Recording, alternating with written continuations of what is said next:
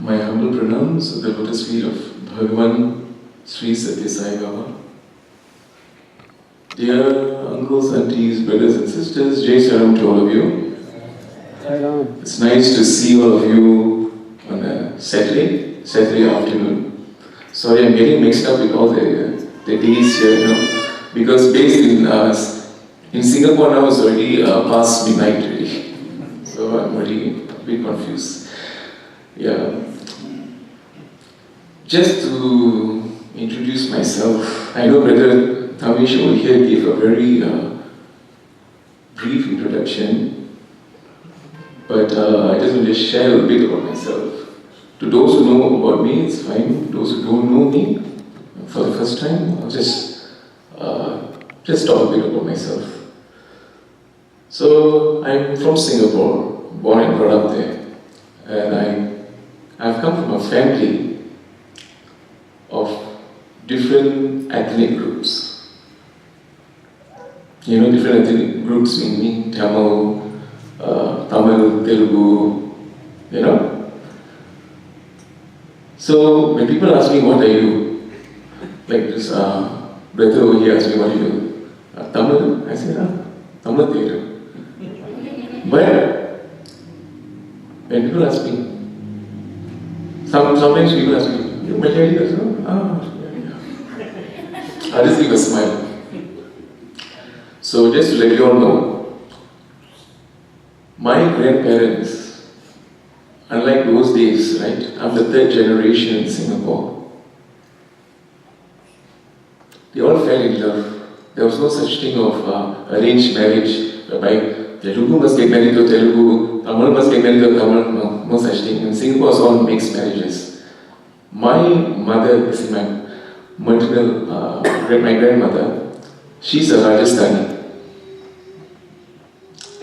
My grandfather, this is my maternal side, he's Telugu. Okay. My father's side, my grandmother is Tamil. My father's father is Malayali. So when people ask me what I am, I'm all India. So much so that over the time, I was born out in 1979. So those of you who are good in mathematics, when I was 1 year old in 1979, you will know my age by now. That was my first trip to Puttaparthi. So before I was born, my parents were already citing Buddhists. And those days in Singapore, we used to have like 30 people for an interview. Unlike like over the years, before Swami left his physical form, 300 people go for interview and all that, right? So that time in 1979, we had 30 people for an interview. And I was 1 year old at that time, and we had a special, all seated inside the mandir. Swami asked my mom, give the sweet to this boy. And in India, I don't know whether most of you are aware, there was this particular chocolate, it's a chocolate, right? Called Melody. It's a very old brand, I don't know. But I still have the wrapper, that's why I know. It's still kept inside the prayer room. So, there's a lot of interpretations that goes on with this thing. Melody. Oh, maybe that's why you can sing because Swami give you that melody sweet, or you know that. But I think there's maybe more to it. I think maybe I can interpret that Swami wants your life to be sweet. Swami wants your life to be like an actor. You know, I have so many different forms of interpretation. And then over the years I went for Balvikas, you know. Now it's called HP, right? But those days it was known as Balvikas. And then I used to sing ambition songs those days. No, because why? During the time in 1985 and all that, you know, you could record the Mandir students singing bhajans, you know, in Prashanti, you could bring a tape recorder. Of course, now they don't. Nowadays, you can go on the internet, you type a bhajan, right? I'm sure that you can find us so many bhajans. But those days, they didn't have those kind of technology. So, my aunties, as in my mom's sisters, all used to record bhajans. They used to go to Parthi twice a year. Until I used to think, no, my God, more life. You can go other countries, right? Why must go to Parthi all the time? I will tell them, go to Australia, go to this country. They say, no, we must go to Parthi only. So they used to go twice a year to Parthi. At that time, we were all 5 or 6 years old. Where do I know anything? I don't know anything at that age. So they used to bring this particular tape. And they had live students singing. And I used to sing bhajans at the age of 5, 6 years old in Balvikas. Songs like Koti Prena शतकोटि प्रणाम हे दीननाथ साई राम हे दीननाथ साई राम हे Deenanath Sai Ram. I used to sing those kind of bhajans. And until my Balmika's guru used to tell me, you are being too ambitious. Learn how to sing simple bhajans like the other Balmika students. But of course I was a very stubborn kid at that time. Then of course over the years I went to larger congregation whereby I used to go to a center. Even still it's happening in Singapore, the same center that I attend. We have almost 400 to 500 devotees attending every week. Right? And we have our own side building also in Singapore. So much so even for the sound system also, they spend $100,000 USD for a sound system. The big panel control.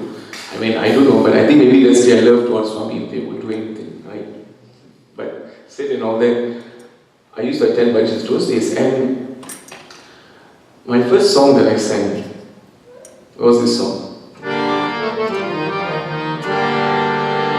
Sai है जीवन जीवन सत्य साई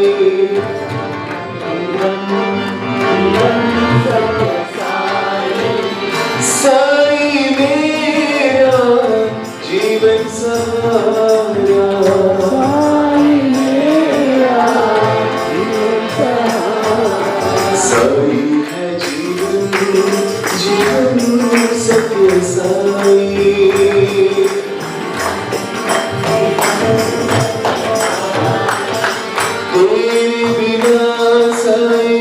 सब है तेरा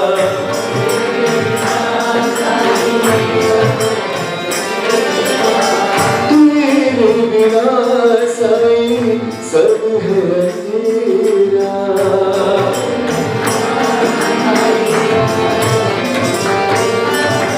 पार करो मेरे जीवन नैया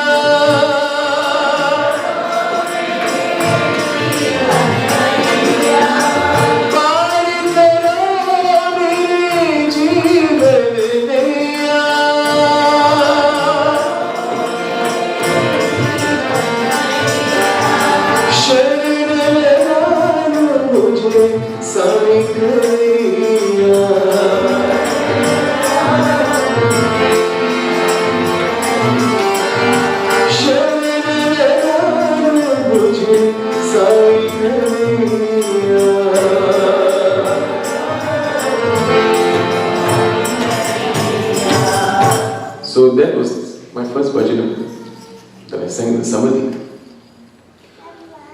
But it took me to attend 6 Nagar Sangeetams because those days in Singapore, it was essential for, or compulsory I would say, for those who want to sing for the Thursday bhajans that we lead to attend Nagar Sangeetam. And we have to attend 6 Nagar Sangeetams. To be a new singer, you have to attend 6 Nagar Sangeetams, right? So I used to attend 6 Nagar Sangeetams to get a chance to sing for Thursday bhajans. So I attended 6 practices or so, 6 Sunday bhajan practices, which of course at the age of 14, 15 years old, you have to wake up at 5 o'clock in the morning and go to a temple which is open at 6 o'clock, and then Nagar Sangeetam starts at 6:30. Suprabhadam starts at 6:30, followed by Nagar Sangeetam. And I had to do it for 6 Sundays in order to get a chance to sing for one Thursday. So that's the amount of dedication that I had to put into for bhajan singing. And then over the years, of course, I went for further classes to enhance my singing. Hindustani vocals I took up. I also learned Carnatic in between. In 2001, December 2001, 14 December 2001, the exact date. It was a very significant date for me because that was the first time in my life that I sang in front of Swami, personally. I mean, most of the time we always sing in front of His omnipresence, right? But this time I sang in front of His presence. And this was the scenario that happened.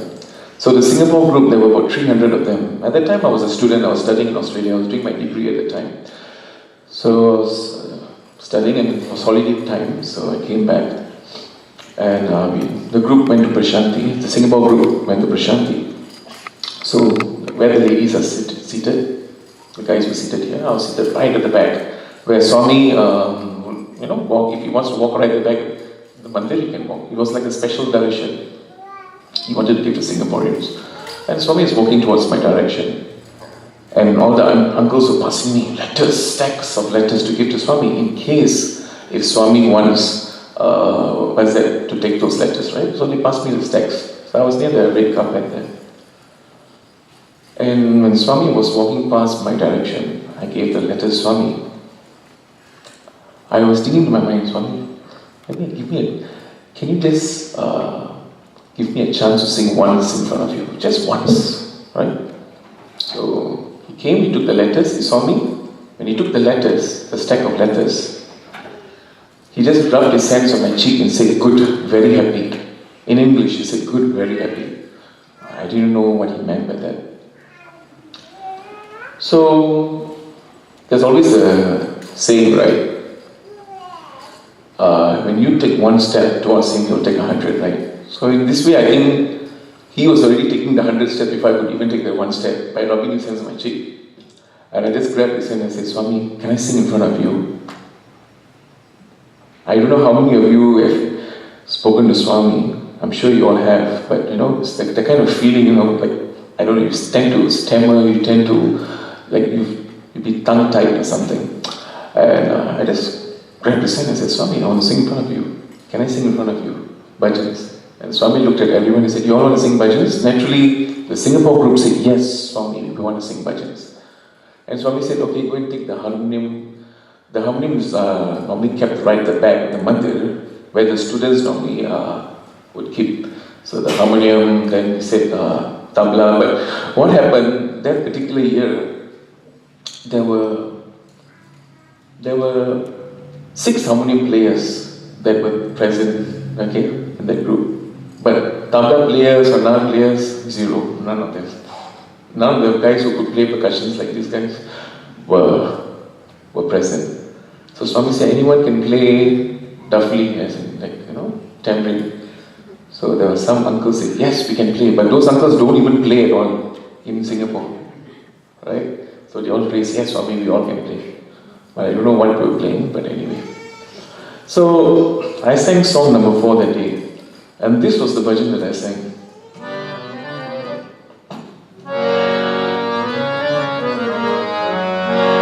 दीन दुखियों से प्रेम करो मेरा साई प्रसन्न होगा साई मेरा मैं तेरा ये प्रेम की बहती प्रेम की बहती धारा ये प्रेम की बहती धारा. And when I was singing this bhajan in front of Swami, Swami was just seated in his chair. And as soon as I started, Swami was just looking at the song, he was smiling, and I was going on the higher lines.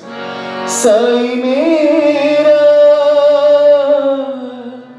main tera ye prem ki bhati dhara. So Swami was just closing his eyes and he was just doing like this.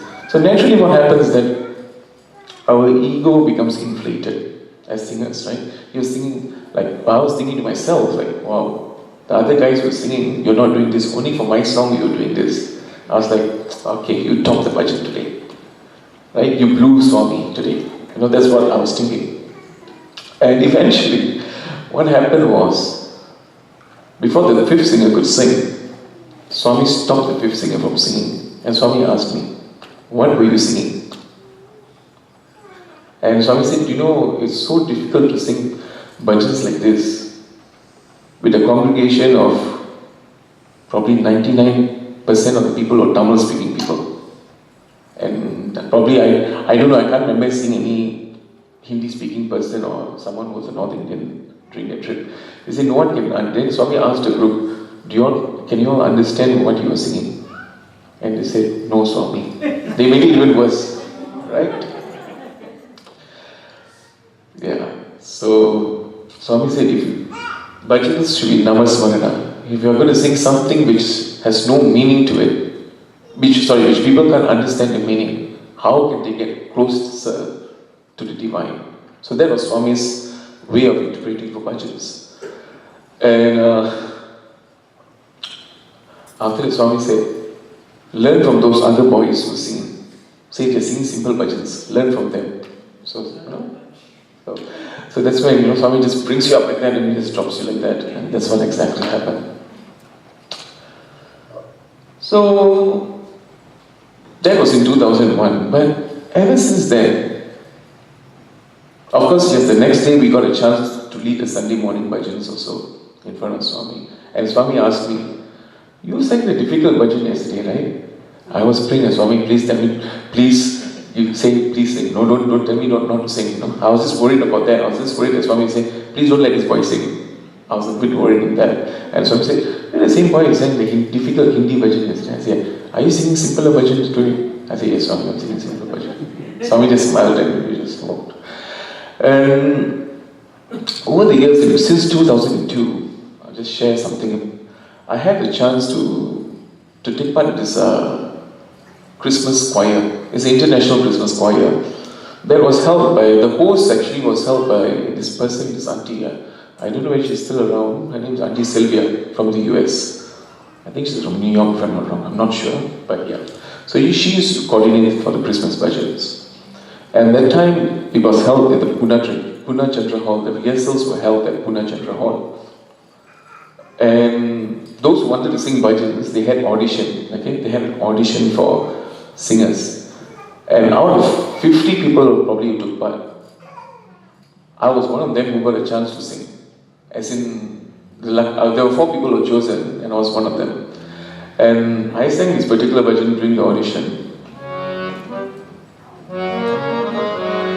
Ram Rahim ko bhajne wale tere pujare Baba tera naam ek sahara tera naam ek sahara tera naam ek sahara. I sang the song. And of course, me and another brother he's from US. So we both had a chance to sing in pairs during if at all Swami gives you a chance to lead the bhajans, then only you'll get a chance to sing the bhajans. If not, no. Okay, bhajans was just it wasn't a priority. It was just like, okay, it's an incentive, I would say. So eventually we got a chance to lead the bhajans. At that time Swami was walking around and he was giving darshan to all the devotees. That he went to the ladies' side. At that time he could walk. And I was playing the harmonium and I was looking at the ladies' side. I was like, what's song? They were like, you all sing. Because what happened, one of the ladies who was supposed to sing, she was an ex-Anantapur student from US. She lives in US, but she's an ex-Anantapur student. She had to help out to do some stuff. And the other lady who was accompanying her also had to do some stuff because she also was an ex-Anantapur student. They needed both of them. So we were the ones that were supposed to lead the bhajan. So I was asking his brother, I said, what bhajan after this? He said, can we do Bolo Bolo Sabmil Bolo? I said, okay. So we went from one bhajan, say a bhajan like, give you an example, like Gopal Radha Krishna Govinda Govinda Gopal. Just an example, right? Bolo bolo sapil bolo, we had to go to that. And while we were even singing bolo bolo, sapil bolo, I had to ask him, what's the next bhajan, what's the next bhajan? Because bhajans had to go on and on and on. And he just said, and I just quickly started with this song. Mita Smita Sundara Mukaravinda. I started, and then I went Narayana. Then he was keeping quiet. I was like, brother, sing along. He said, I don't have the words. I need the words. So he didn't have the words. So what I'm trying to say also is that it's very important as a bhajan singer. If you know the bhajan, try not to look at the PowerPoint or your book. Try to remember the words. Because when you remember the words, naturally the feel also comes inside you. So I was singing and singing and singing and singing. Profusely I was singing, and guess what happened? Eventually, I sang 14 songs in front of Swami. That year 2002. 14 bhajans non-stop I sang in front of Swami. And the last song, Swami was walking. And I looked at him. He was walking towards where all the musicians were seated. If you want to get a chance to see this video, just go to YouTube, type my name Ravin Raj Christmas. You can witness all this. Okay? So when you go home, you can get a chance to see all this. So I sang Sai Mahadeva. He looked at everyone at the Kulban Hall, and he just did like this, I'm like Swami is trying to say, I am the Sai Mahadeva, as in he is the Sai Mahadeva. That was the beautiful part about that trip. And ever since then, since 2010, before Swami left his physical form, 2007, 2005, 8, I had the chance to sing in front of Swami, like lead bhajans and sing in front of Swami in Puttaparthi. So this was one of those blessings that Swami had given me. And in 2010, there was a private function organized by one of the late uncles, who was an orthopedic surgeon, and he built this particular hostel for the nurses who are working in the super specialty hospital. Yeah, he built this particular hostel for them, named after his late wife. And every year, Swami they would call Swami to witness the yagna, all this kind of stuff. And 2010 was a special event because he invited the Radio SAI boys. They invited the Radio SAI boys to sing bhajans. They had no clue that a person like Ravin, who's from Singapore, who sings bhajans, was there. They had no clue because it wasn't a group kind of thing. It was just only among his family. But he invited those Singaporeans who were there in Parthi, who were present. But he didn't know that, Ravin came for the trip. So what happened when his son saw me? He said, oh, you're here, I didn't know. I said, yeah, I just came for a short trip, or a week trip. And he was like, okay, come and join us for the yagna thing. I said, okay, wonderful. I went there. And then I saw mics set up. And I said, what are they going to have? They're going to have bhajans. I was thinking, bhajans, maybe I might get a chance. So I went to that person and I said, will there be bhajans? Yeah, Radio SAI boys will be singing. We invited the Radio SAI boys. I was like, oh, okay, wonderful. And then comes the Radio SAI boys. Brother Ravi Kumar, a popular mandir singer, he comes with his harmonium, and then a few other people carrying the instruments. Then I looked at the other boys and said, they don't seem to be the ones I know who are singers. Only Ravi Kumar is a singer, but maybe these guys are also singing, I don't know. And then Ravi Kumar and I know him very well, Brother Ravi Kumar. So he asked me, he said, hey Ravi, you're here, wonderful. Can you play the harmonium today? I said, aren't these guys here, aren't they harmonium players? He said, no, they are not harmonium players. And Ravi Kumar said, I don't play harmonium, I only hold Shruti. But since you are here, might as well you play the harmonium. I was like, wow, it's an opportunity, right? So, bhajan started. This was before Swami even could come. And Ravi Kumar's, Brother Ravi Kumar is one of my favorite mandir singers. And I just asked him, I said, brother, can you sing this song, that song? He's like, yeah, sure. But I said, when Swami comes, we have to sing faster bhajans. I was like, okay. So he started with a bhajan like, Gajanana. He sang those songs. And then he sang, Jagadashriya. I still can remember all those songs. Shri Ravin Raj. Then he sang, Oh Baba. He sang all his bhajans. And he sang nothing. He sang Brahmanda Nayaka Baba also. And what happened? He told me this.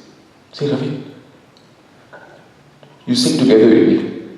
I was like, why? He said, no. We have to keep on singing. No, I get tired. You sing together with me also. And we started off with this bhajan. Raghupati Raghava Raja Rama.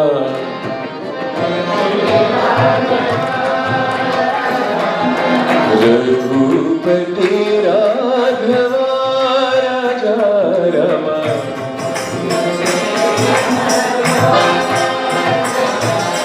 Oh Raja Rama.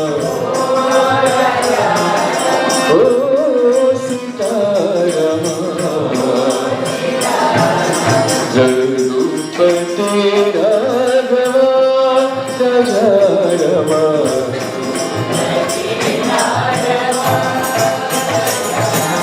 Dasharatha Nandana Raja Rama, Kaushalyaatmaja Sundara Rama.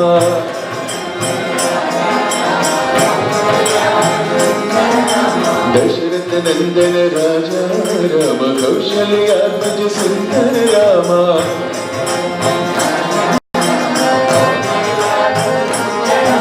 Rama Rama Jai Raja Rama, Radha Mohan Megha Shama.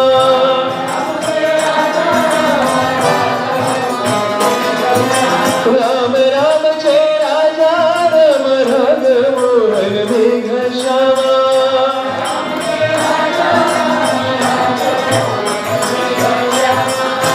Jai Jai Ram, Jai Jai Ram.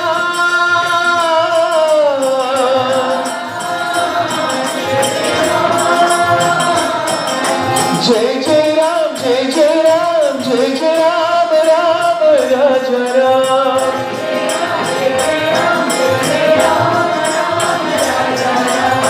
Patita Pavan Sitapati Rama.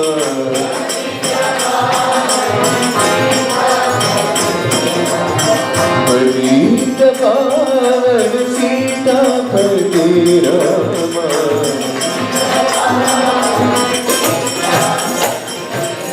Raghupati Raghava Raja Rama. Dasharatha Nandana Raja Rama, Kaushalyaatmaja Sundara Rama. Rama Rama Jai Raja Rama, Radha Mohan Megha Shama.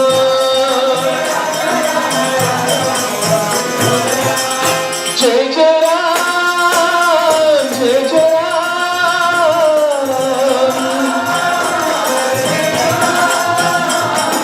Jai Jai Ram, Jai Jai Ram, Jai Jai Ram, Ram Raja Ram.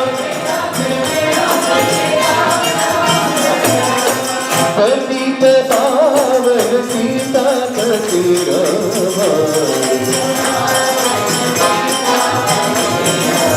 Patita Pavan Sitapati Rama. Raghupati Raghava. So, that time when you sing Raghupati Raghava, that particular line, Jai Jai Ram, Jai, that line, that's when Swami came. His car was just parked, just right in front of us, and while we were looking at him and singing, Jai Jai Ram, Jai Jai Ram. And Swami just looked at us, smiled, and he was on the wheelchair anyway, and he just went inside. And we were continuing singing this bhajan for, I think 45 minutes, probably we were singing together, without water, nothing, under the hot sun. And naturally your throats would become very dry, right? Because you're seated under the hot sun. And when I saw the list, we sang 21 bhajans in front of Swami. So you see, that was I think the last chorus. Swami said, okay, enough. We sang enough already, enough in front of my presence. So after that, Swami left us to perform. But those were the memories that I just wanted to share with you all. And of course, my line being an accountant, I'm an accountant by profession, by papers. My father owns his own accounting firm in Singapore and I was supposed to take over, but I don't even bother. I don't even join his firm at all. I'm not interested. I left that profession. I felt there was a calling for me to go into music full time. So 2012, that's when I had the chance to sing in front of this playback singer, Pankaj Udas, ghazal singer in Singapore. And eventually what happened was that it wasn't an easy task for me, I have to admit to you. Because as a musician, we always grow and grow, we always learn from, every day. Every day is a learning process. Just like spirituality is a learning process, your job is also a learning process, whatever you do in life is also the learning process, music is also the same thing. And the first time I sang ghazals, because you see, I'm not an Urdu speaking person, I've never learned Urdu, right? Even I came from Rajasthan, and my great ancestors came from Rajasthan, Jaipur, and all that. But it doesn't make me to speak Rajasthani language or any of those Indian languages, right? Because in Singapore, we come from a country that doesn't permit you to learn Hindi during my time. The main language in Singapore is English, followed by, second languages, which is Malay, Chinese, Tamil. So in school, I didn't even learn Tamil. I learned Malay, which was a different language. Because the primary school that I came from didn't offer Tamil at that time. Nowadays, all schools offered all kinds of languages. They offer in Singapore, they offer Gujarati, they offer Hindi, etc. You can learn all those languages. So now it's the advantage. But at that time, during my time, it was not an advantage. So what happened was that, especially if you're going to sing ghazals are very important. Your pronunciation has to be important. Not only for ghazals, bhajans also, you're going to sing Sanskrit, everything must be important. Pronunciation, diction must be very important. At that time I was a bit careless. I didn't bother to care about that. I didn't take notice of that. So when I sang the first time in front of Pankaj Udas for the ghazals, I sang Tumko dekha to ye khayal aaya. Now it's correct, but that time was all wrong. My pronunciation was wrong. Even I sang Tumko dekha, it was wrong. Technically it's wrong. Okay, musically it's correct, but technically, in terms of diction, it's wrong. It creates a different meaning altogether. So Pankaj Udas said to me, Beta, you sing very well, but go and learn Hindi. Go and, pick up your pronunciation if you want to take this as a professional level. And I decided to wake up my idea because I had to take this as a professional level. I wanted to take this as a professional level. I went to enhance my singing courses and all that. So much so that I went luckily there was a Hindi school in Singapore, private Hindi school. So at least, you learn a little bit, you learn to pick up the language, you learn Urdu a little bit. Just in order to sing ghazals is very important. So much so that when, just last year, so I was, people appreciated, people saying, wow, okay, nice, it's getting nicer, among the Hindi society, they were like, seeing all the Sindhi society, these people all saying, give me a chance to perform for programs and all that locally in Singapore. And of course, in between all those years, I had a chance to go to India to perform. I went to South Africa, a few other countries all to perform. So I may even need that chance. So I was asked to judge on competitions, radio competitions in Singapore, which they brought this famous ghazal singer, Ghulam Ali. I'm sure you all know him. So I and him and his son Amir Ali and another person, 4 of us judged the competition together. And same thing, Ghulam Ali was asking me, sing. And I sang, same song.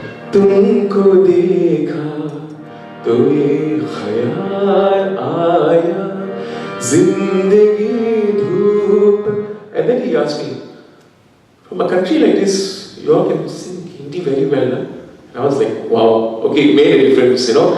For a person who's really Pakka Urdu, people like Ghulam Ali, they can tell me like this, for me it was an honor. So that's when I always emphasize, always work on diction, pronunciation, because it's very essential. Just another thing, just 10 days ago before I came to, 2 weeks ago before I came to US. So eventually, of course I do teach Hindustani classical now. I do teach in Singapore. I teach on Skype to budding students from the US. Most of my students are from US. And I had this chance to open up a company in Singapore. It's an events company whereby we bring down artists from India. So we work with other event companies to get these artists from India to perform in Singapore. So we had Hari Ren, a playback singer. So I sang for the show just 2 weeks ago. And I sang, he did both shows. He did Hindi and he did Tamil. One day Hindi, the following day was Tamil. I was singing Tamil songs. And guess what? I had to rehearse one song, okay? Rehearse one song. Easily 10 times. Why? Pronunciation was I never sung Tamil songs in my life. I mean, I'm not saying it's bad or good, but just I never sung. I never took notice of singing Tamil songs. And I sang this song. I'm sure you all know this song. And I sang Sundari Kanal. I sang all those songs. Okay? But do you know it's not easy singing all those songs because Tamil, you are performing in front of 2,500 people who are all Tamil speaking people. And if you make a mistake of pronunciation, even Hariharan himself will tell me, hey, lyrics, man, get it correct. So I still had to learn a lot of stuff. So in fact, after my US concert, we're going to be busy with Shreya Ghoshal concert, and then we're going to do Sonu Nigam, Yuval Shankar Raja and then Sonu Nigam, and then SPP is also in, SPP, Jesudas Chitra also are coming down. So we are going to be very busy, with that. But you see, these kind of things gives me the exposure, the love for music to drive even more and learn more new things. So that's what my life is about as a musician. So I just want to share with you all, this is my life. So thank you for listening.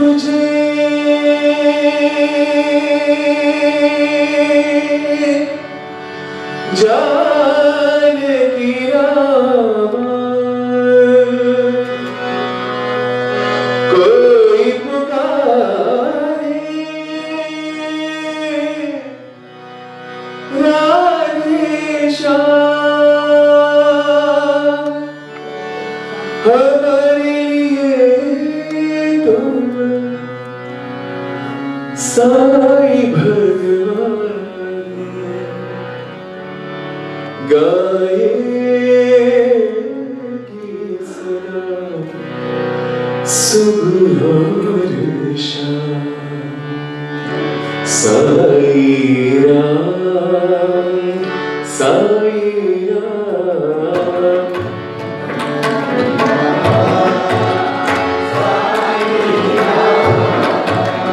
Sai Ram, Sai Ram.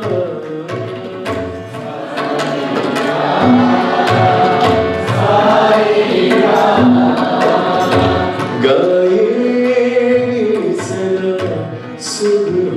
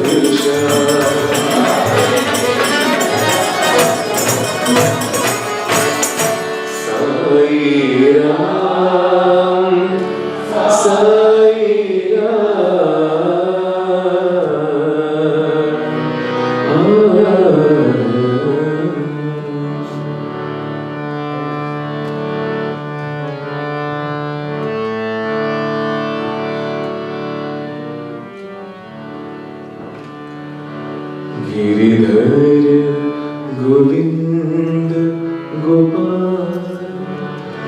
Ghanshyam Nandlala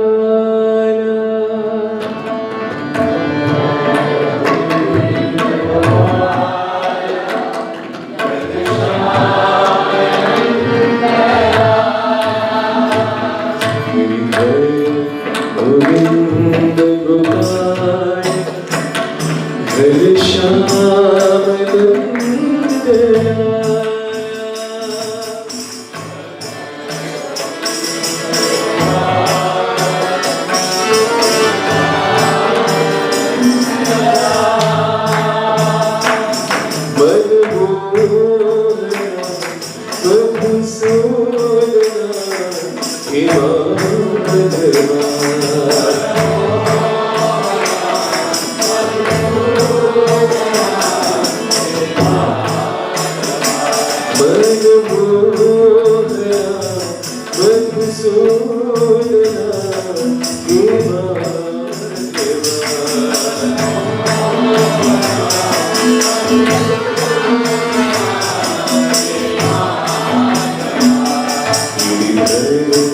Govind Gopal Ghanshyam Nandlala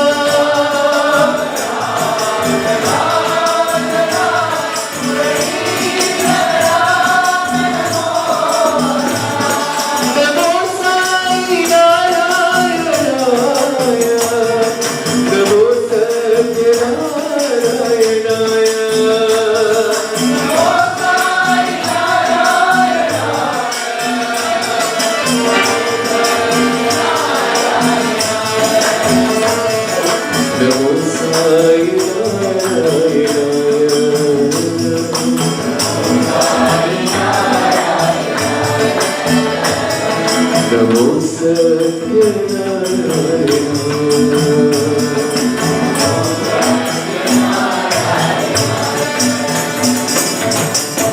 Giridhar Govind Gopal Ghanshyam Nandlala.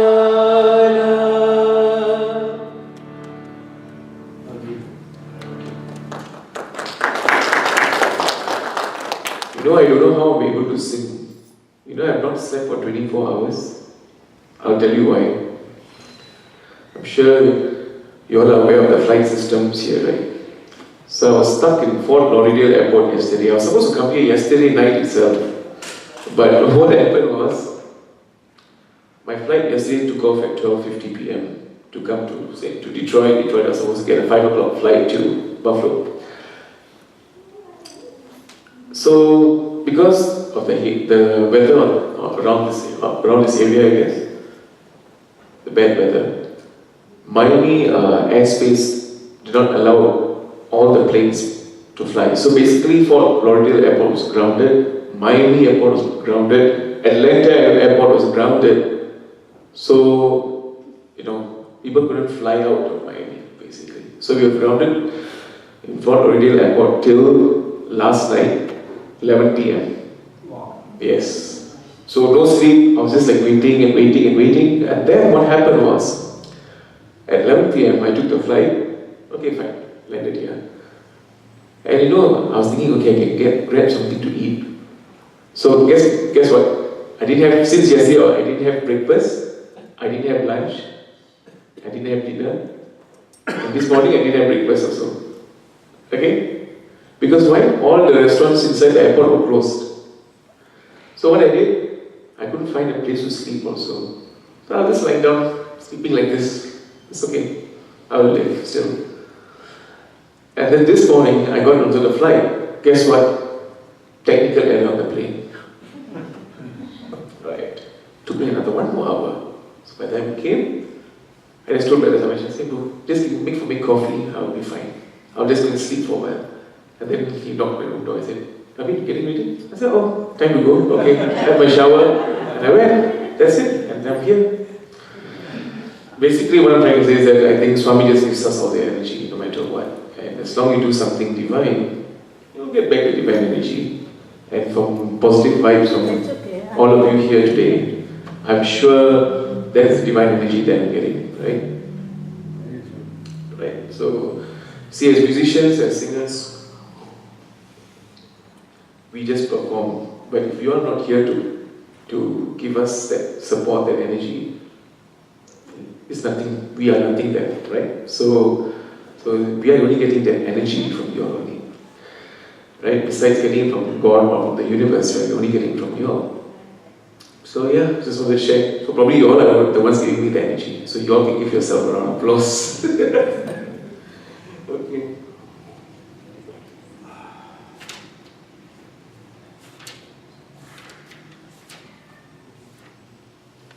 Can you see that? Deep look here?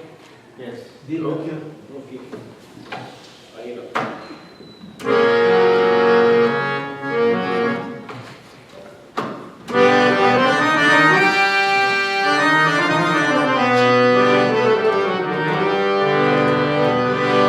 Winner किया से प्रेम करो मेरा स्वामी प्रसन्न होगा.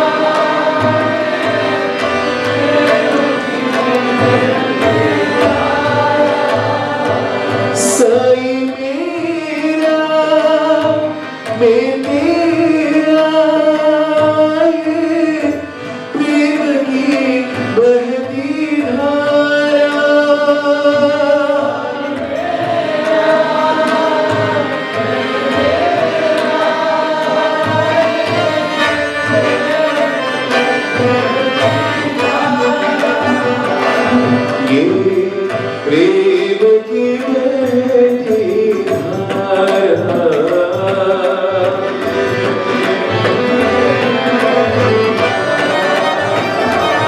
ये प्रेम की बहती धारा,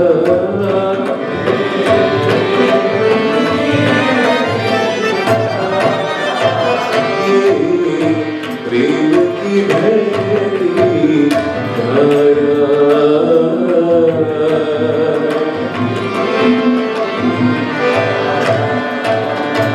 ये प्रेम की बहती धारा,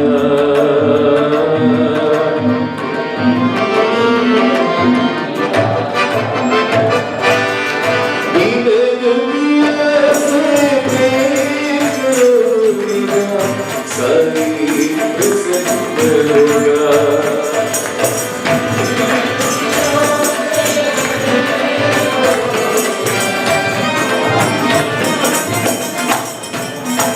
साई मेरा ये तेरा, ये प्रेम की बहती धारा,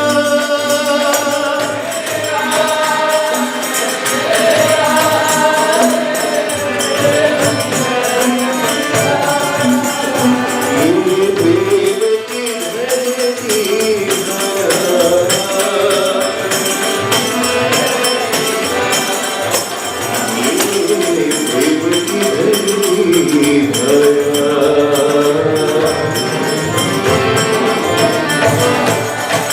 ये प्रेम की बहती धारा।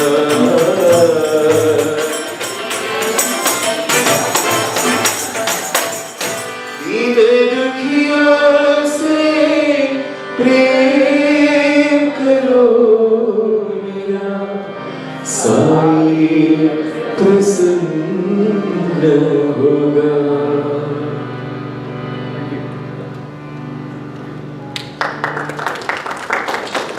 There's one version that I want to share with you all. This is one of my compositions I've done many years ago. So what happens is that when you compose anything for Swami, it doesn't become your composition, it becomes his composition actually. So just a little bit more about myself.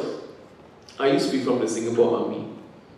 This was in 1998, alright? 1998 till 2001, I was serving the Singapore Army. And for Singaporeans, it's mandatory, alright? For all Singaporean males, doesn't apply to females, only for males. If you're born in Singapore, or if your father is a Singaporean and you can be living in US, the son has to still come back to Singapore to serve the army. Until now, I have a lot of people from the US from my center. Parents were all originally Singaporeans. They moved to the US, and then sons who did their education from since 3 years old. They were living in the US. They had to come back when they were 18 years old to serve the Singapore Army. So yeah, I know it's not easy.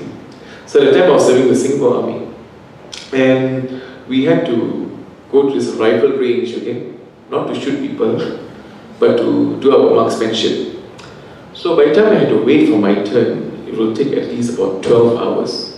That's how long the rifle range was. Because it was not only one company, they had several other companies that were doing their marksman tests.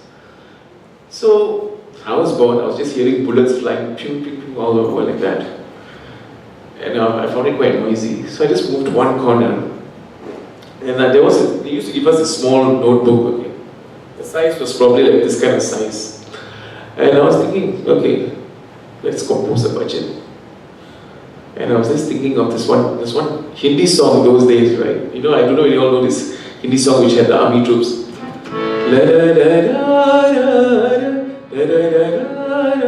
sure you all know that song. I was thinking, quite inspiring. I see soldiers shooting. I think, so let me come up with a tune quite similar, but not exactly.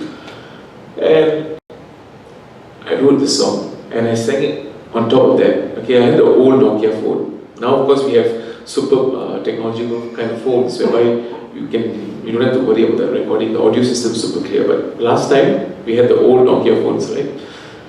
And I was just recording the song just to remember the tune, right?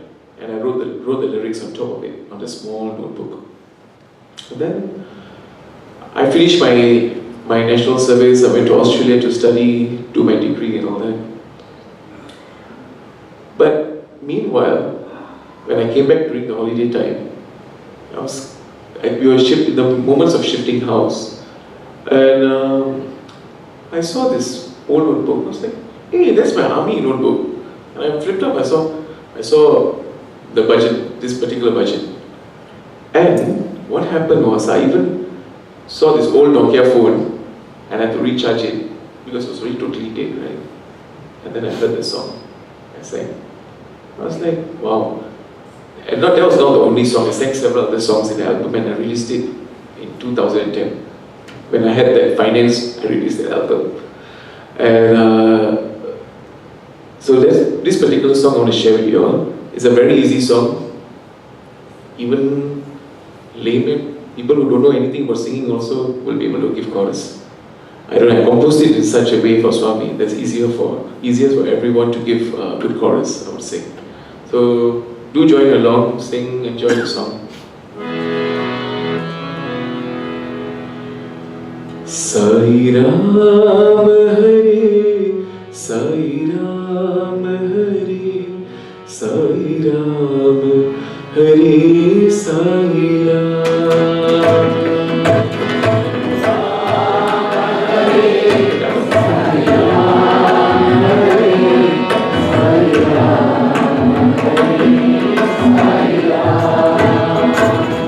Sai Ram Hare, Sai Ram Hare, Sai Ram Hare, Sai Ram.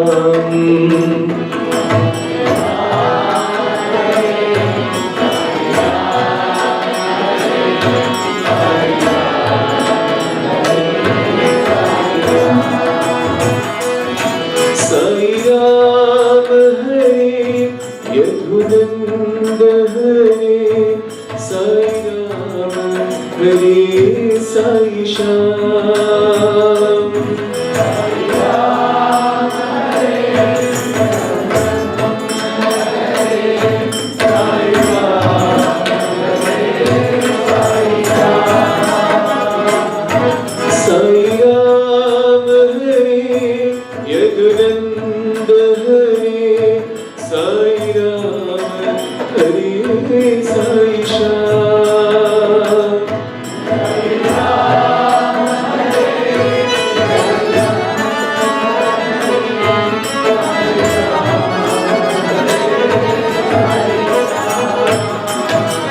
Sai Ram Hare, Sai Ram Hare, Sai Ram Hare, Sai Ram Hare, Sai Ram.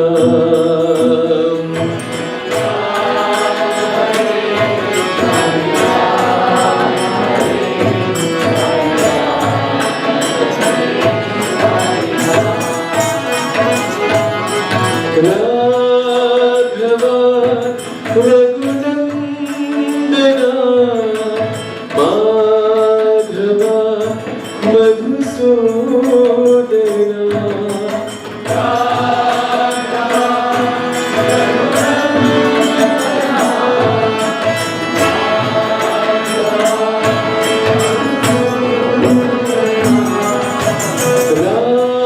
Raghava Raghunandana Madhava Madhusudana.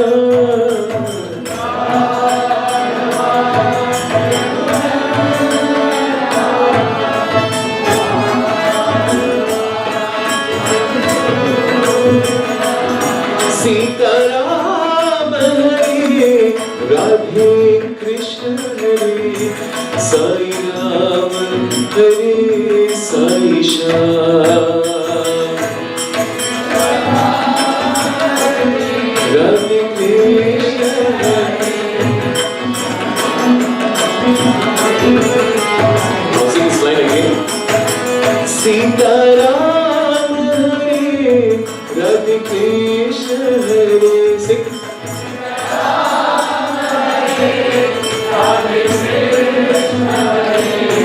Sai Ram Hare Sai Shyam.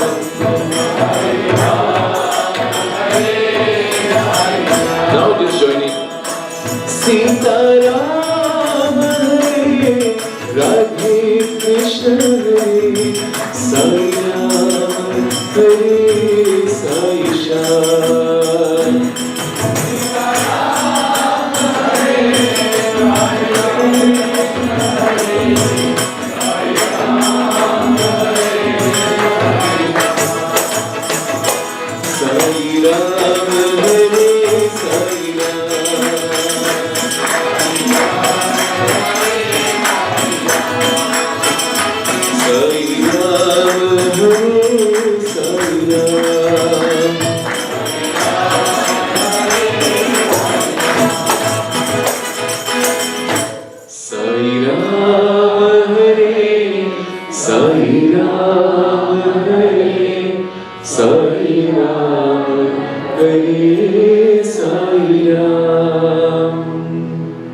Nice.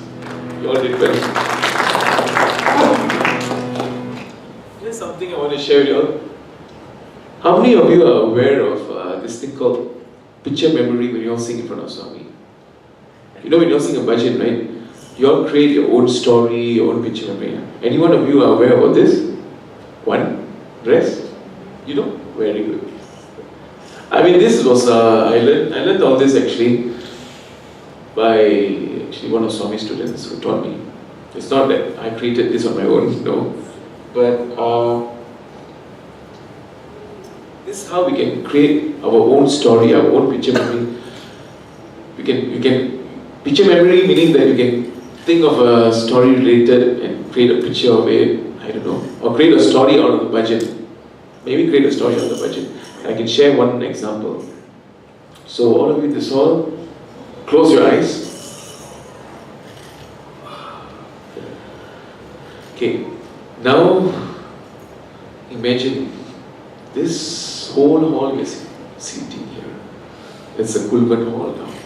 Okay, all waiting for Swami's darshan to come out. You can picture it in the evening, you can picture yourself sitting there in the morning, it doesn't matter. And what's happening? You're sitting down, waiting for Swami to come out. Swami, when are you going to come out? When are you going to come out? And you hear this beautiful tune running into your head.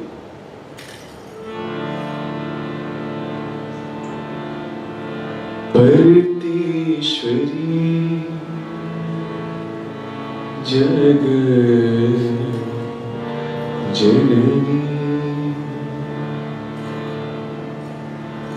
And then you see the Sevadals walking. The lady side, those that seated on the lady side. You see Swami slowly walking out from his room, coming towards the first lady sitting on a bench, the elderly ladies especially, and he's coming towards you. Partishwari, you call out that name, Jagat Janani. And then Swami is walking towards another person. You are having this feeling that I have so much of problems at home, Swami. I've got so much of problems at work. I've got so much of problems here. I've got so much of problems there. I just need your grace at this point of time. And you start calling out, Jaya Jaya Jaya He Sai Janani. And Swami doesn't look at you. He still carries on going to all the other devotees, taking letters of them, talking to them, and you want him to hear you, and you shout, Jaya Jaya Jaya He Sai Janani.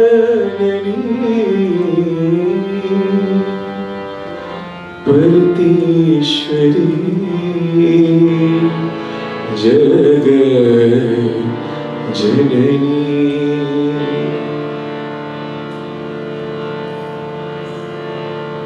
You start shouting again. Veda Kalamai Devi Bhavani. And then you see a slight improvement. Swami is starting to notice just a little bit of your yearning towards him. Veda Kalamai Devi Bhavani Nada Vidyamai Narayani. Swami looks at you again and you start saying to Swami, you hear children crying, everything, babies crying, and Swami looks at everyone and Swami looks at you again. Nada Vidyamai Narayani. And Swami asks, what do you want? I've given you everything, but you want compassion. Karuna Sadani Karuna Maima. Swami goes closer to you and asks you again, what? I can't hear you. Karuna Sadani Karuna Maima. And Swami says, I've given you all those now, so be happy. Jaya Jaya Jaya He Sai Janani Paratishwari Jagat Janani.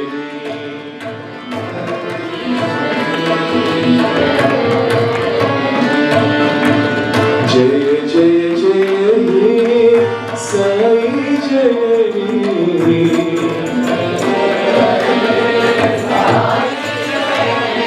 Paratishwari Jagat Janani.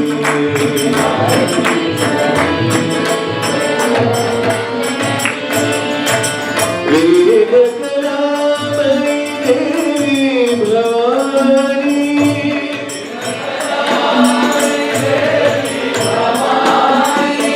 Nada Vidyamai Narayani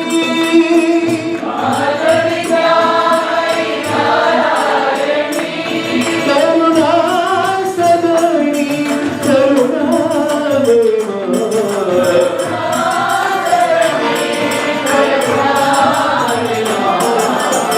Sharanam Sharanam Saima.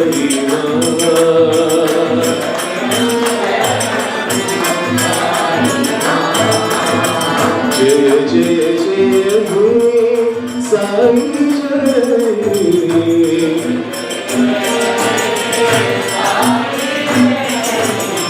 Jaya Jaya Jaya He Sai Janani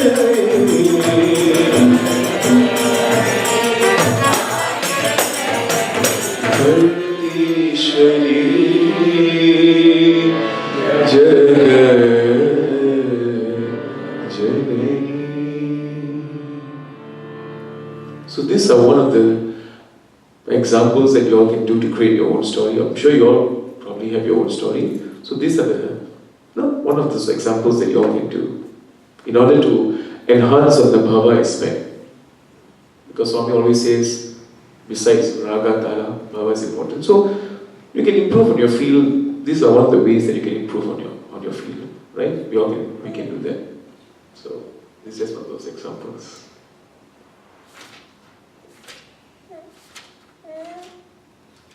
I mean, I've worked with all Sen and all that. I've worked with playback singers from India, Bollywood artists and all that. But as mentioned, it's nothing like singing bhajans. Nothing like singing devotional, right? You can sing ghazals, you can sing film songs, But when you sing bhajans, it's a total different energy, total different feel altogether. It's so much of positivity in that. I'm not saying these songs don't have, they do of course, but this is one of the highest form of energy, I think, right? So that's what I did.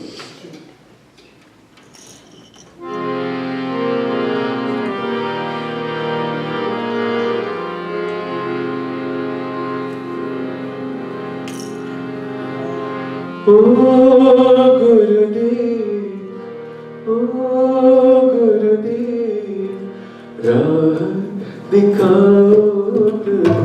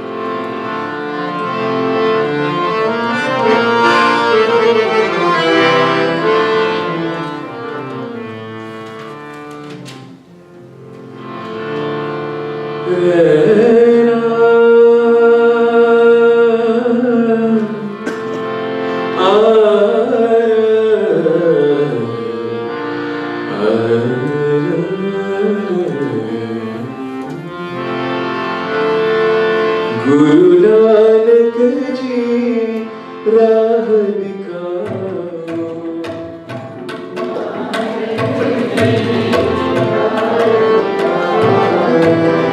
Guru Nanak ji राह दिखाओ।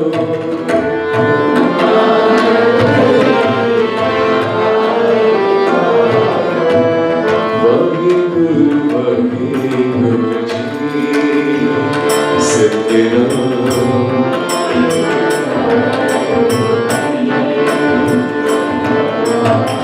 वाहे गुरु जी सत्यनाम।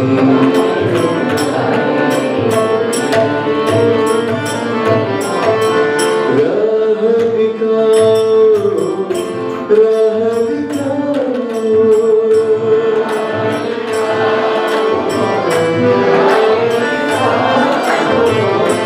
राह दिखाओ, राह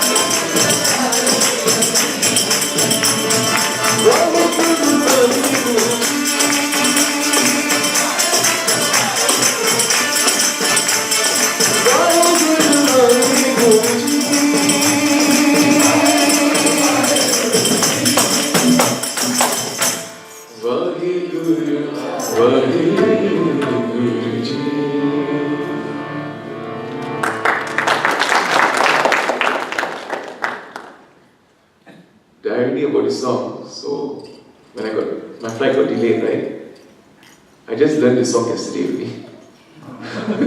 And I'm just singing now to you. So that's the advantage, because sometimes, so just learn a version. I'm going to share something interesting that happened last year. So for Swami's birthday, last year I was invited to South Africa. I was doing Cape Town in Durban. So the main place I was supposed to do was in Durban for Swami's birthday. And this is what happened, okay?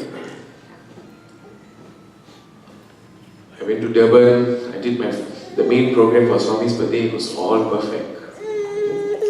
All perfect. And then, what happened? Sunday morning I sang, morning program. I had 2 programs, okay?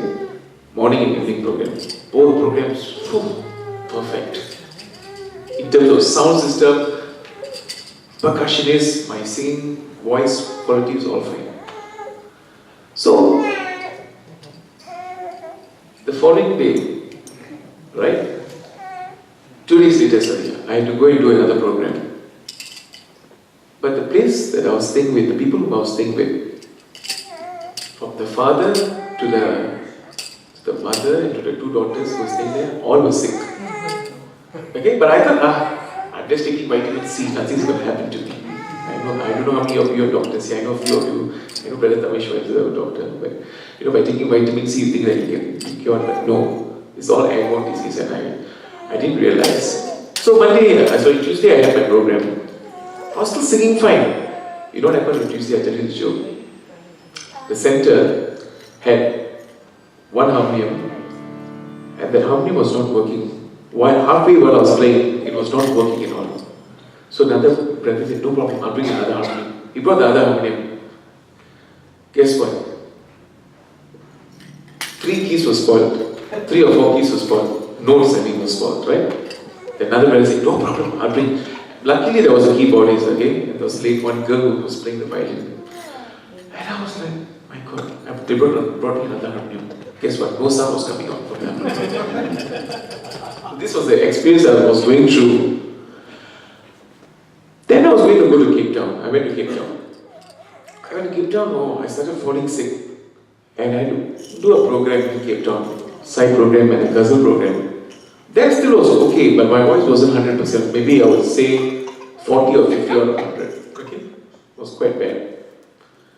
Until they had someone who was an acupuncturist, he said, come, I can do some acupuncture for your throat, that. The next day, he said, since you're flying back, I'll do acupuncture for your throat, make it, tip-top condition. And I had a bit of confidence in him. I said, no problem, he's going to help me. When I went to Durban, I flew back again to Durban to do a program. 500 people came for my program. 500 to 600 people came for the program. Guess what? I couldn't even talk. I lost my voice totally. And I had to perform on that day in front of 500-600 people. And I was like, oh my God, Swami, why did you do this to me of all times? And it just gets spread all over. Ravi is performing there to you. Okay, it's full packed. So I told the musicians who were chorus singers, I said, Swami is probably teaching me a lesson. I said, maybe he wants to bring down my ego or I don't know. So many things you can interpret, right? I said, let's all be one with Sai. Being one with Sai means all of us being one full voice. To cover up everything, I said, all of you sing together, including me. So you all become one with Sai. I said, today's program, I couldn't even talk properly. I said, today's program is going to be one with Sai. I said, come guys, let's sing together. So that was one with Sai. That's how I had this experience. But the best part? Swami just worked his ways, I think, for me. After the 4th song, there was a total blackout in that whole place. And people had to sing. So even though if my voice was in top condition, 600 people, how can they hear you? The stage is like here and they are seated quite far. Even how much you shout also with the instruments and all that, they would not be able to hear you, right? And something? The irony? On that day was the city blackout. Means they were going to black out the whole city for 3 hours. Which those people, the center people, forgot about it. Means wherever they were in that particular area, they were going to black out the whole area. So, I don't know, just a miracle worked actually. This was one of those interesting things that happened. Another thing that happened in South Africa, this was 2016. That was my first time to South Africa. So, normally because South Africa, the place is, especially Durban, sometimes it's not safe to leave that, you're not supposed to leave so late also because of robberies, but then shooting, etc., etc. Crime is quite high level. But that particular day, after I did a program at the center, everyone left at 9:30, meaning somehow other people are mingling and talking. Because in South Africa, normally, like unlike like here, or maybe, I don't know, Singapore, there are like bojans and all that, right? In South Africa, after any program, even if Uncle Anil Kumar also comes, there won't be any bojans. Because of the safety. They want everyone to be out. Or probably they will have it at someone's house, but not outside because of the safety. So what happened was that,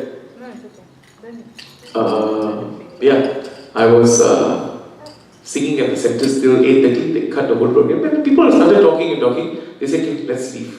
So from the center where I was at, to go to the highway, you have to pass by one particular lane and then turn to your left, is all the way towards the freeway or highway, right? So the other day we left about 10 o'clock, it was quite late actually. For South Africa, it was quite late, 10 p.m. that night.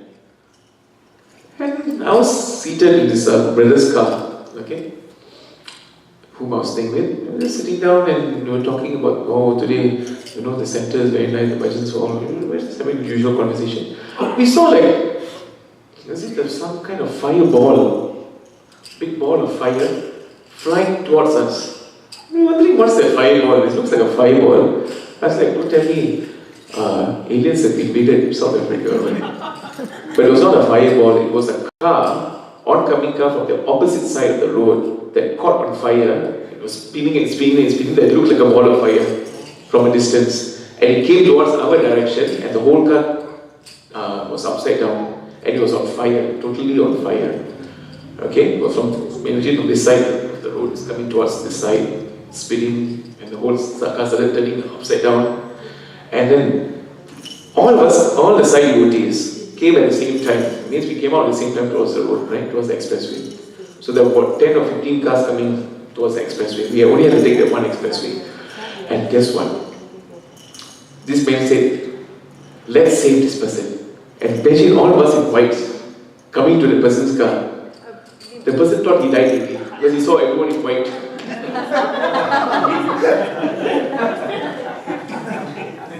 So we saved him from the car getting fire, and he had the cheek to ask. We found out why.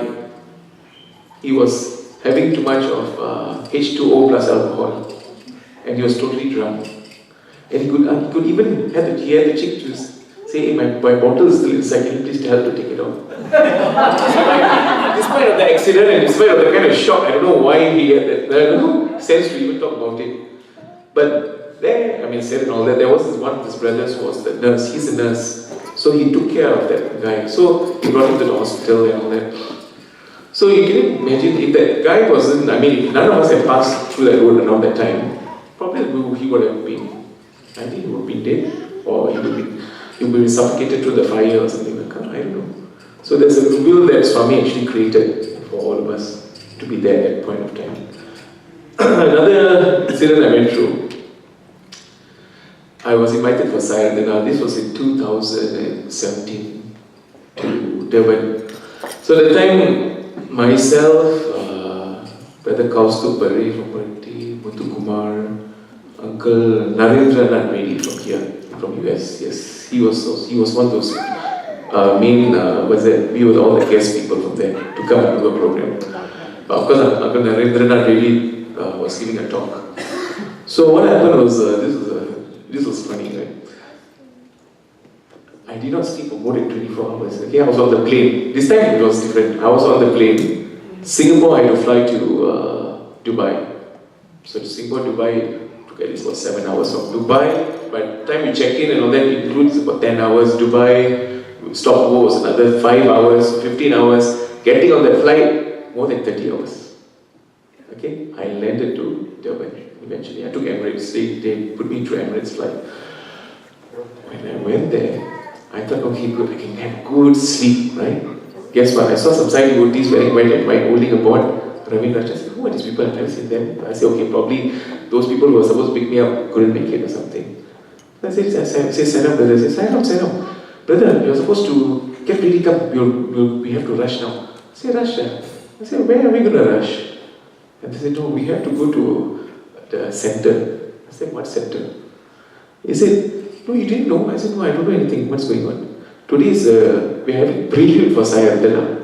I was like, prelude? I said, what prelude is that? I said, okay. I said, no problem. I said, you all can carry on with the prelude. I'll just go back and rest.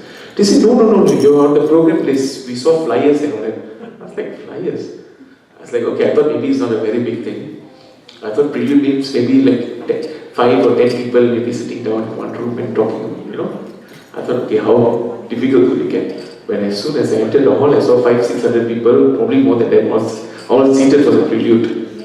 Because on the actual SAI day in Durban itself, it was held in a stadium and they had like 5,000 to 6,000 people attending. That's the amount of devotees they have in South Africa, in Durban. And I think some people from Cape Town also came down as well. Right? So the prelude was only probably maybe 1/10 of the whole, 10% of what actually the SAI was. And that was like a lot really. And I saw the stage was beautifully decorated. I saw these guys like Kaustu Parekh, who was a singer, Brother Muthu Kumar, they were looking very fresh. You know why? They came 3 days before me. And I came 30 hours later and I'm like, I didn't sleep for 30 hours, I'm going to sing. No, it's no joke, you know. And I went on stage. I just closed my eyes, I told Swami, just sing to me. I mean, I can't think of what to do, you know, because imagine you don't sleep for 30 hours and being a singer, yes, of course, do's and don'ts, you're not supposed to take cold water, you know, etc. But I was nicely drinking Coke with ice on the plane, just downing all the way, you know. So, and I sang, and somehow when I was sitting on I sang, you know, voice was still fine. I don't know how I did it. I sang this song. I want to share this song with you all.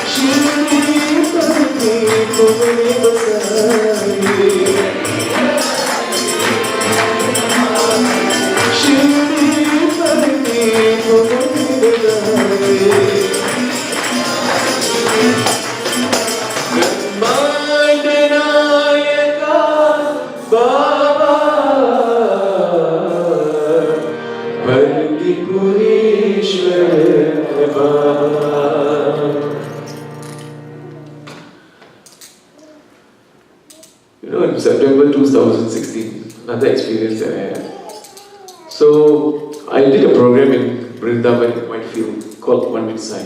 So, One with Sai is a monthly program that is organized by the Vrindavan Bhajan group. And they invite artists, probably from India, from other parts from all over the world probably, and some Bhajan groups also they do invite. So I had a chance to perform in 2016 September. And what happened was, I brought my tabla player along this time with me. And we were practicing this particular song. And you know, sometimes when you practice a song, I won't say it's a song, but I won't say it's a variation or something. It's a feel. Okay, it's a feel. This particular line that I sang was a feel, not a variation also. But in order to practice that particular, that tune, you need to get that sum. In tabla we call it the sum, right? You need to get that thing correct. Singing with the variation or with the thing is fine, but getting the beat is very important.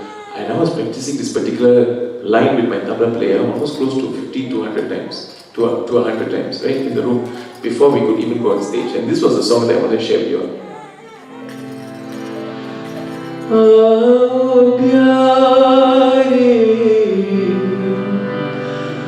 नयन हमारे साई हमारे आओ तुम बिन कोई नहीं रखवाली तुम बिन कोई नहीं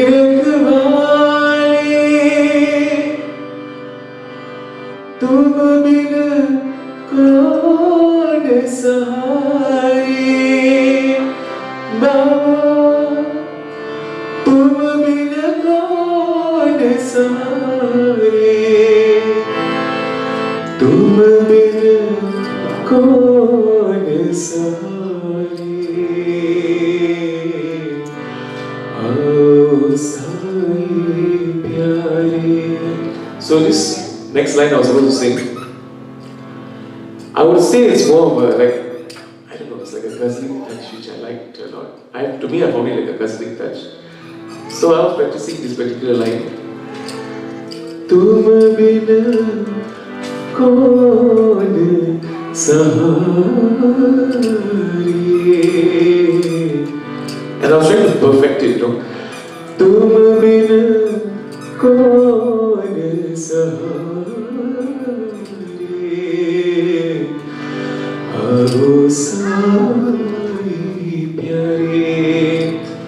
And I was making it perfect. Even when I was practicing, it was more perfect than this because I was doing it almost 100 times. Until I got it perfect with the tabla player, I said, okay, we are ready to go on stage to do it. And when I went on stage, after the Ganesha Bhajan, it was a must to do something to do it, welcome. The next bhajan is supposed to be welcome. That's how the audio was. And I sang, and when I was going to do that line, Tum bin kaun sahare. Guess what happened? The mic system just went off. And I was not convinced. I thought, okay, maybe sound system, maybe that was some slip of the sound system. Tum bin kaun sahare. Nothing was coming out, no sound. And then I sang the third song. Right? No sound was coming out. So Brother T.V. Hari heard it. He composes a lot of bhajans. Or Uncle T.V. heard it. He was telling me, better get the group to sing together with you because there's no point. Who's going to hear you, right? I said, which is true. And I was thinking, oh my God, okay, fine. And then I told Swami, I said, Swami, you better help me. I said, don't do this to me of all times. And when I sang this particular song, the following song I sang, I was not supposed to sing that bhajan, but I was trying to plead to Swami. I said, Swami, I've sung this song in front of you. You have called me towards your chair. You have given me Pada Namaskaram and all that. So maybe you can try to help me on this, right? I sang the song. Sai bhajana vina sukha. There's one line. If you put your, if you give salutations to your Guru, Guru Seva Bina, right? Guru Seva Bina. Yeah, the part of them I sang the line, the sound system all came back again. So that was, I think Swami was trying to tell me, this is what I feel. Swami was trying to tell me, Swami doesn't want technicality in bhajan singing. He only just wants devotion. So how many times you practice, you want to try to perfect yourself? It's good to perfect yourself, but don't plan for everything, because whatever man tries to impose, God will dispose, right? So that's what exactly happened. I was trying to impose an inspiration.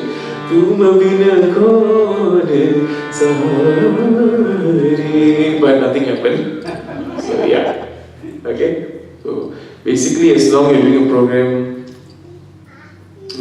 as a musician for me, doing a program, especially when it comes to devotion program, just focus on Swami and he takes care of everything. Basically, to summarize, I'm nothing, my voice is nothing, I'm nothing here. It's only his voice, everything is his doing, including for you all. You all are playing so well, singing so well, it's all he's doing it for you all. And he's given me all that praise, and all of you are seated here today. So only that, I think it's all that praise that he's given you all. To come here and sit down, it's also a place. So everything done is only on his will. Right? So much I know that we're ending the program. Wait. Got a lot of things to do.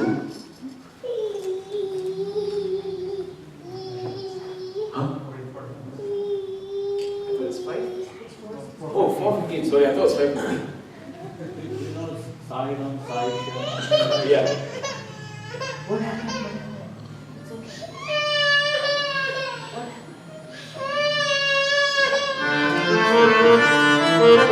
I think the baby needs to go home. Sai Ram, Sai Sham, Mere Sai Ram.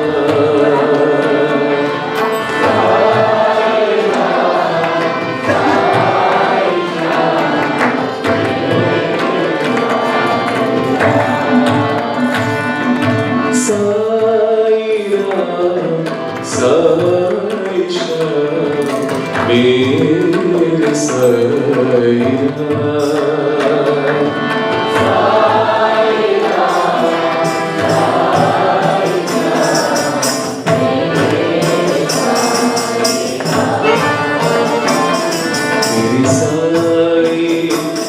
Mere Baba, Mere Pride Ram.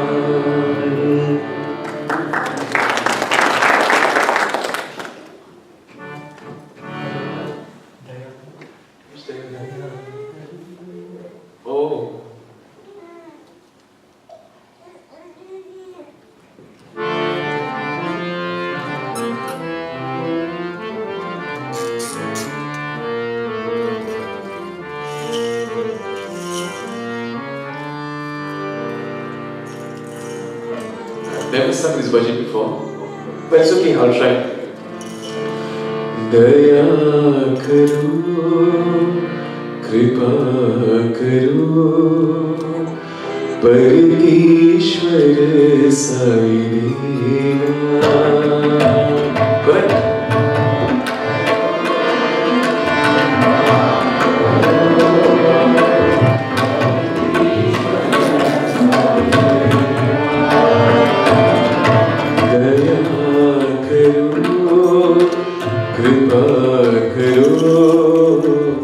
Paritishwar Sai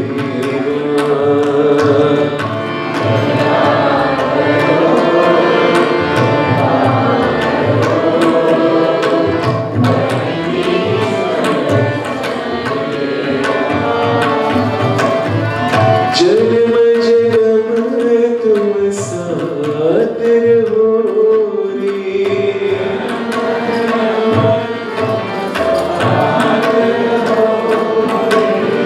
जन्म जन्म तुम साथ रहो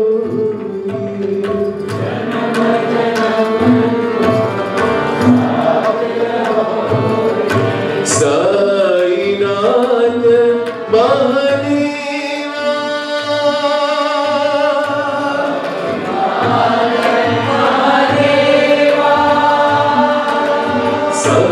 Sainath Mahadeva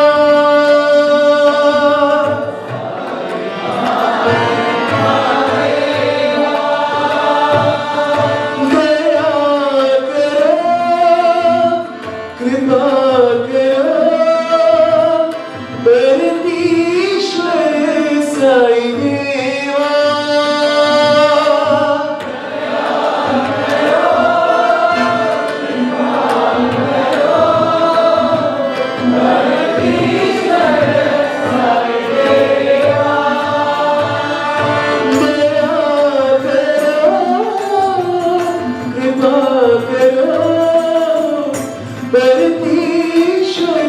Sai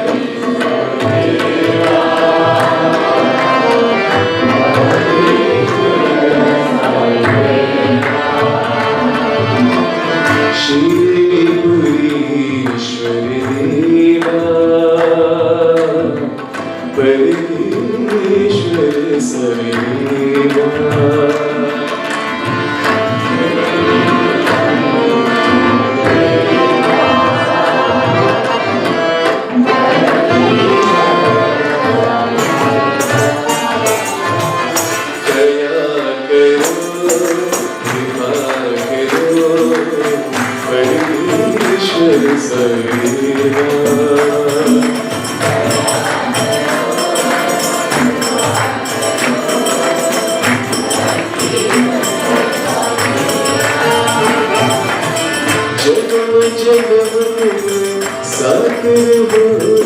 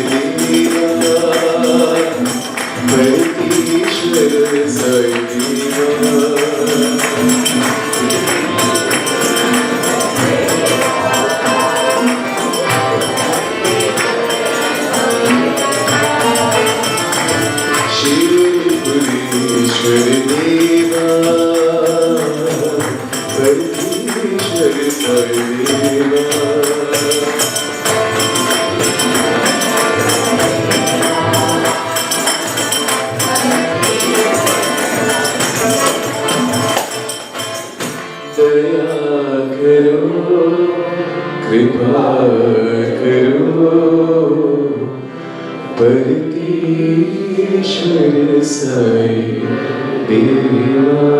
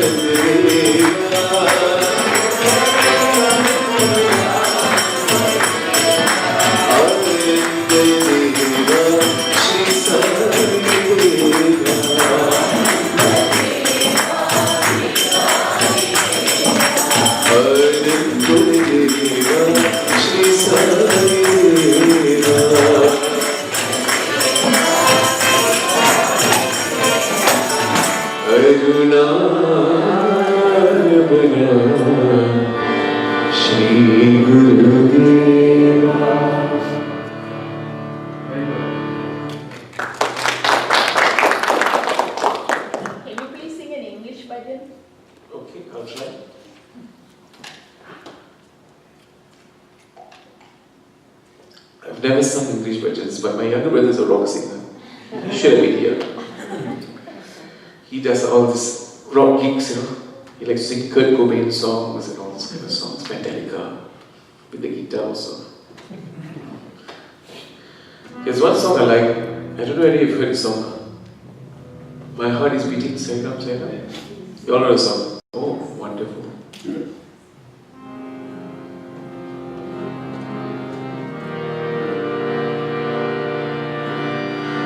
My heart is beating, Sairam, Sairam.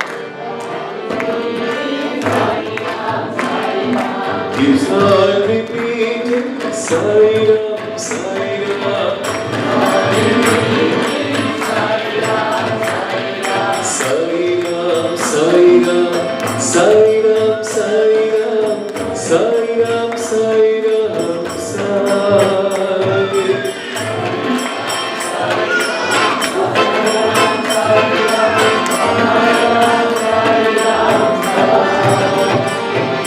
Sairam, Sairam, Sairam, Sairam, Sairam, Sairam,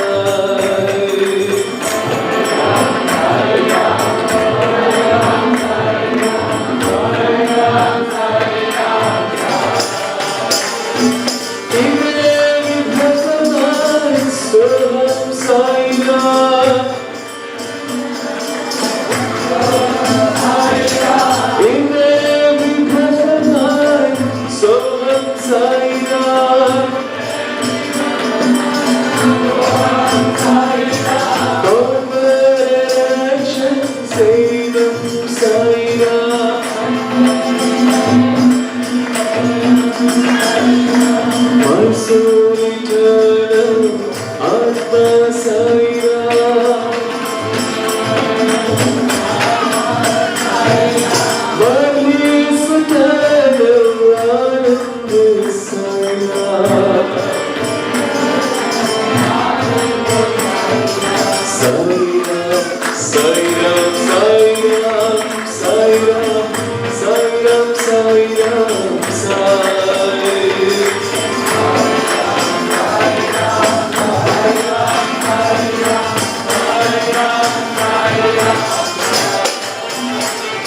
My heart is beating, Sairam, Sairam. His heart is beating, Sairam, Sairam.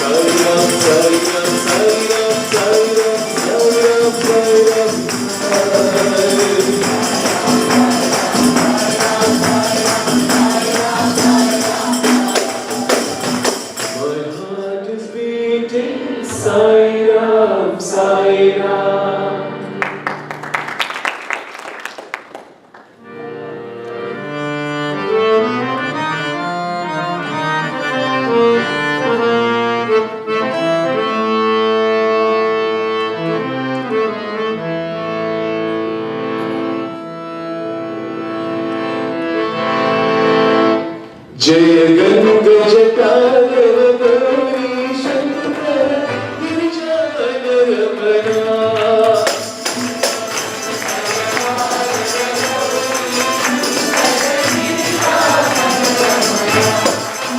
Shiv Mrityunjay Mahadev Maheshwar सकल शुभ चरणा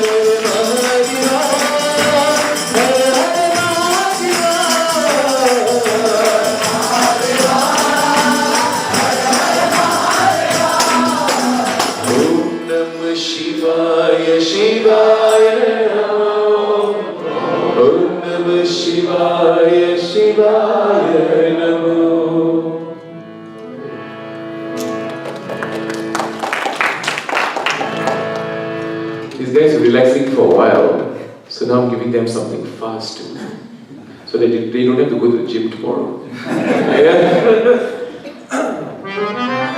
Trust me, 4 Lauderdale people suffered in Atlanta. So now I haven't tried this center, but they seem okay, so I'll see.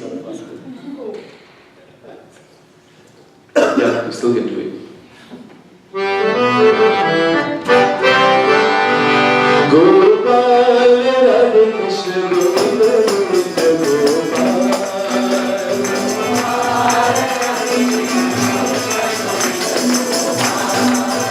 Gopal, Radhe Krishna, Govinda, Govinda, Gopal.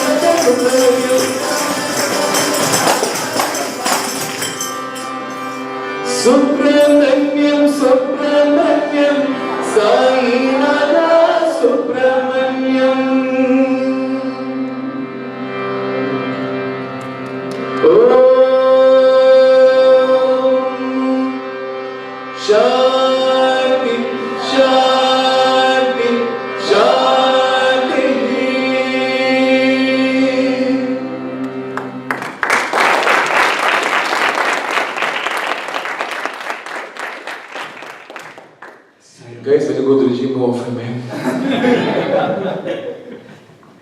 Sam, what to say after that kind of program? Please give another warm.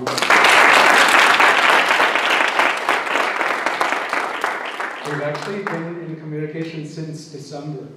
So to make this happen. Sorry? We've been actually in communication since December, and finally we made it happen. Yeah, finally. It was wonderful. Because initially he said, actually, can I come in January? I was like, wait, that's a little too early to plan. So we needed something, like, but that's what Swami's all about, right? It's like, always be ready, and that's what Ravin is. He's always ready to do Swami's work. And yeah, it's really incredible. Thank you once again. Thank you for bringing me here. Yeah. And to Uncle also, of course the rest of you in the committee. Thank you very much for attending today. That's fun. Enjoy it. And thanks to these guys. I know I tried them in the first 1 hour I was giving them all the slow melodious songs, all them relaxing. I told myself, nah, this doesn't work. It's not fair. It's not fair. Yeah. Just like when I was in the army, the first 3 months, first 1 week was wonderful training. I said, wow, army is so good. After the 1 week, after the parents visiting day, only the 10th day we have parents visiting day, where your parents can come and visit you. So they will make sure you do it after the parents visiting day. That's when they give you all the hard treatment. Yeah, so you don't complain. So yeah. 1 hour you just let them relax, the second hour just drill them a little bit. But we all had fun, right? That's more important. Thank you guys. Thank you for sharing your journey through Swami. And we'd like to ask Dr. Patel to come up to give a token to... It's okay, just give me love. It's enough.